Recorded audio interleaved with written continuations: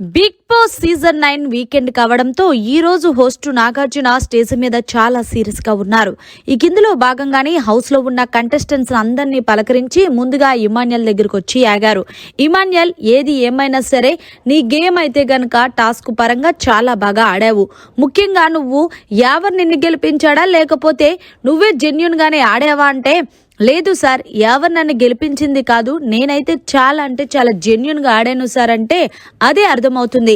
ఏది ఏమైనా సరే నువ్వు కెప్టెన్సీ కంటెండెడ్ టాస్క్ చాలా బాగా ఆడావు అంటూ వీకెండ్ వచ్చిన నాగార్జున గారు మాట్లాడారు. ఇందులో భాగంగానే ఇమాన్యుయల్, నువ్వు ఎవరైనా సరే తప్పు చేస్తే ఆ తప్పుని నువ్వు తీసుకొని నామినేషన్ చేస్తావు కదా, మరి నువ్వు తనుజ దాంట్లో అన్ని పాయింట్లు వెతికి నామినేషన్ చేసినప్పుడు సంజన తప్పు చేస్తుందని తెలుసుండి కూడా నువ్వెందుకు సంజనాని నామినేషన్ చెయ్యట్లేదు అంటే, అది కాదు సార్, తను కొంచెం మాటలు వదిలేస్తుంది సార్, నేను ఒప్పుకుంటాను, కానీ మనసు పరంగా మనిషి పరంగా చాలా మంచిది అంటే ఇక్కడున్న వాళ్ళందరూ కూడా అలాగే మంచోళ్ళు.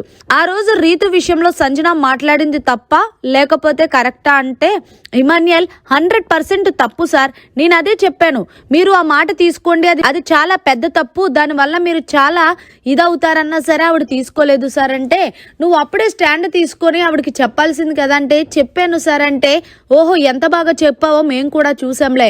ఏదేమైనా సరే ఇమాన్యుయల్, సేఫ్ గేమ్ అనేది మానేసి నీ గేమ్ అయితే నువ్వు కంటిన్యూ చేసుకుని ఆడుకుంటే బాగుంటుంది, ఇంకా 3 వారాలు మాత్రమే ఉంది అంటూ వీకెండ్ వచ్చిన నాగార్జున గారికి అయితే ఇమాన్యుయల్ కి చెప్పుకొచ్చారు.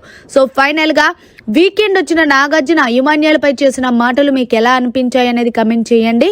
మరిన్ని లేటెస్ట్ లైవ్ అప్డేట్స్ కోసం చూస్తూనే ఉండండి మీడియా కార్నర్.